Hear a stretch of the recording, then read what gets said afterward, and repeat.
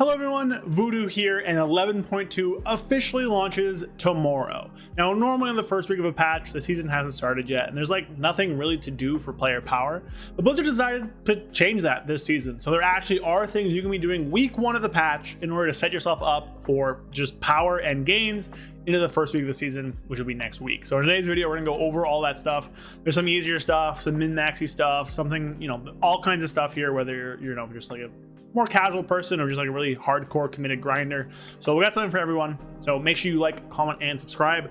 We're so close, so close to 15,000 subscribers. So trying to hit that, and liking and commenting also helps spread the video. And with that, let's get on to it. All right, so here we are on the PTR. Again, I am recording this early. I am currently away on vacation. I get back, I think today, like late tonight or something like that. So we're recording these in advance. But the first thing you want to do is, well, start the main story quest. But we'll get there because there actually is something else you want to do first. And that's going to be the Dark Moon Fair. Now, it's not currently up, so I can't go there. I'll throw up some footage or something. The Dark Moon Fair is going to be in town the very first week of each month. So the very first week of each month.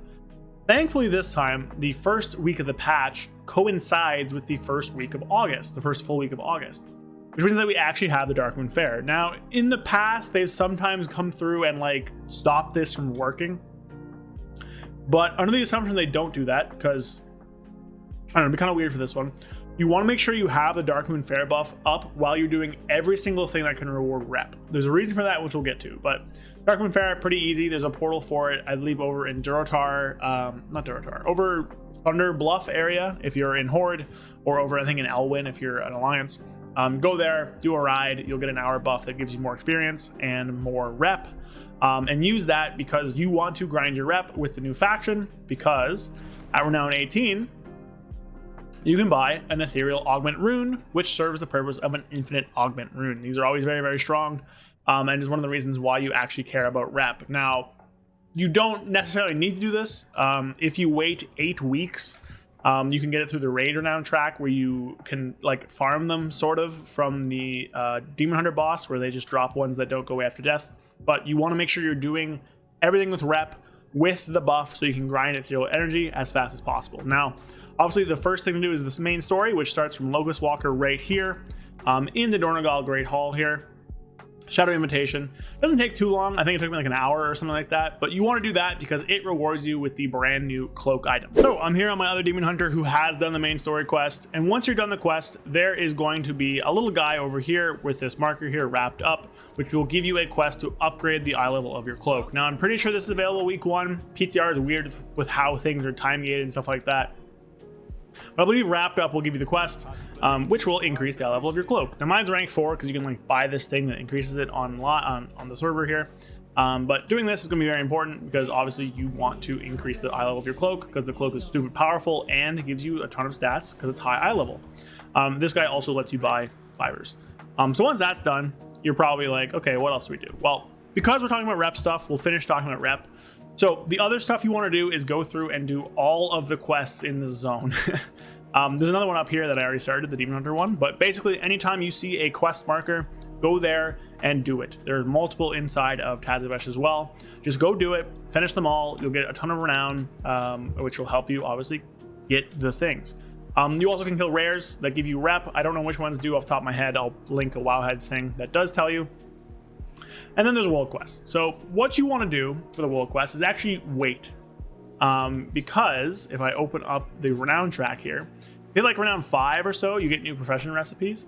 And one of those is going to be the contract. So what you want to do to maximize your rep grinds, and this one's kind of tedious, you really don't need to do this one.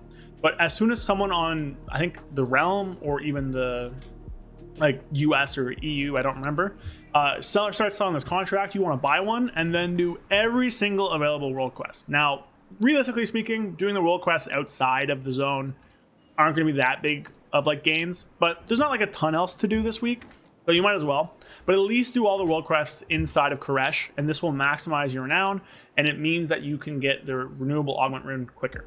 Okay, so make sure you do that, but only once someone has hit Renown 5, which means you grab the contract. So first week Renown stuff, you want to make sure you finish your campaign quest, do all of the side quests, grab all the rares you can, and then do all the world quests. There are also one-time Renown like lore books that you can pick up in the zone.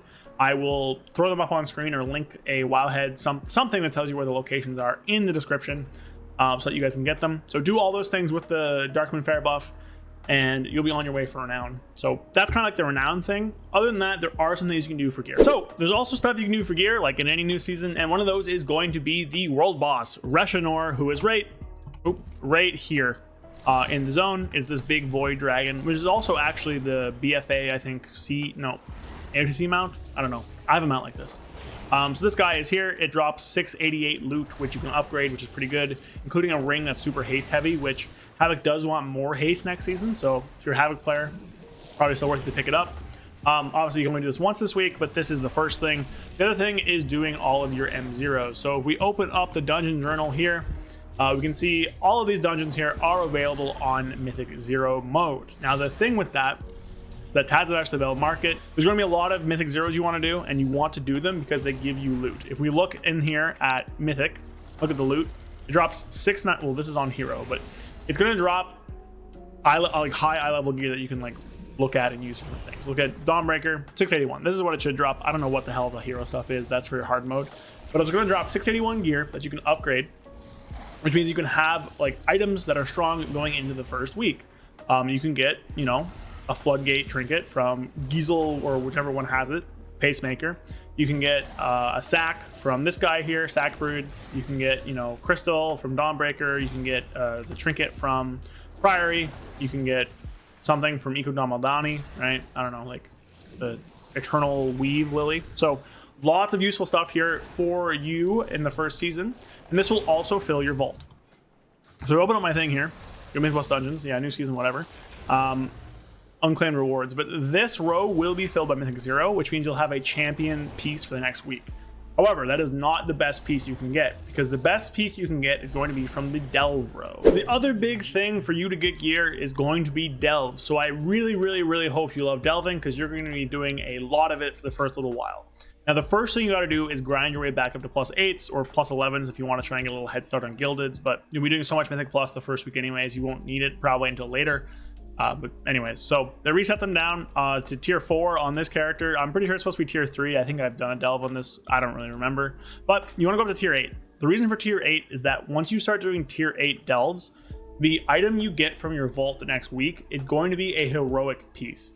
And Blizzard this time around has decided that stuff you do in the first week of the patch, so week 1 before the season starts, actually counts for your vault the next week.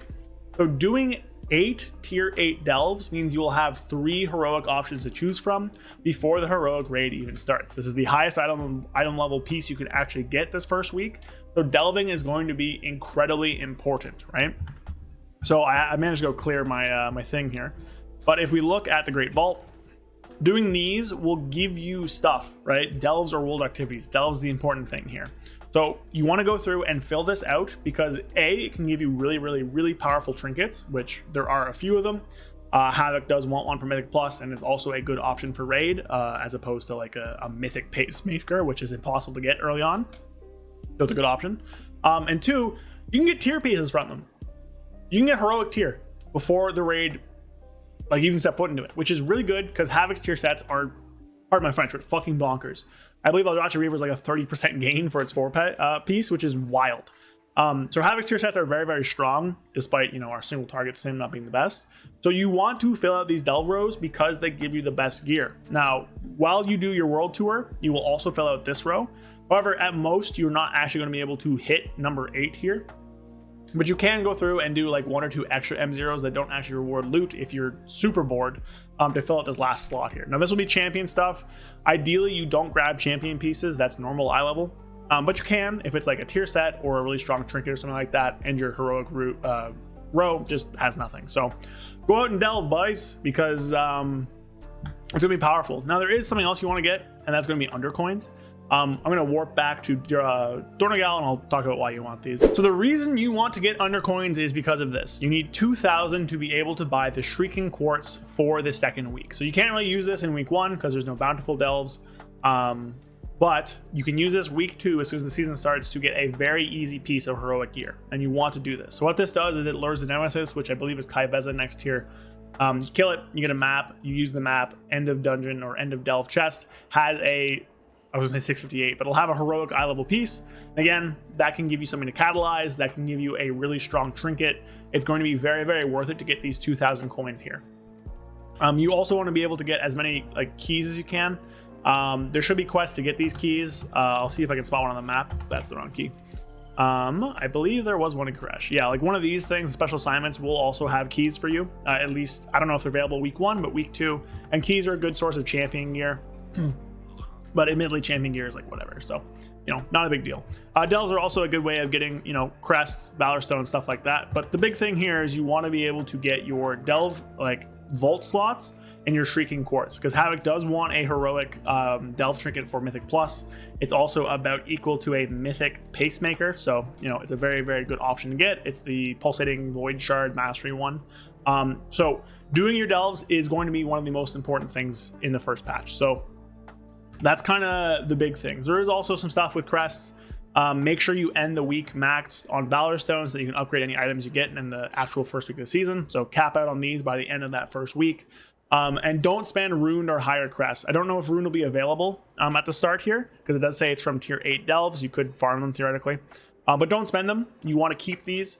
Spend anything below it. So Weathered and Carved, I believe. You can spend as much as you want.